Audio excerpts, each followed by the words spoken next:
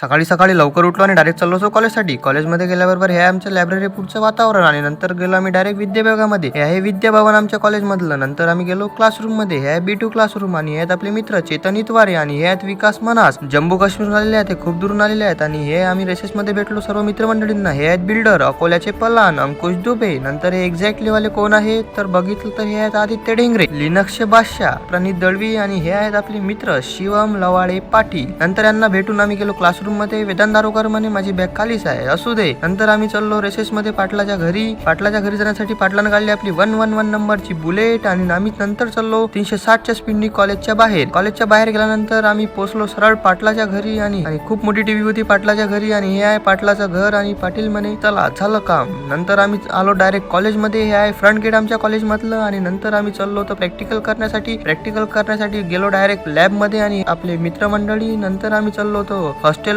आणि हॉस्टेलवर आल्यावर डायरेक्ट चाललो आम्ही जिमला गेल्याबरोबर ओम खूप सुंदर डायरेक्ट सुरू झाले होते जिम मारण्यासाठी. आणि हे आहेत आपले अथर्व बोदळे आणि हे आमच्या कॉलेजची जिम आणि थर्ड इयरच्या सरांनी सुद्धा जिम चालू केली होती.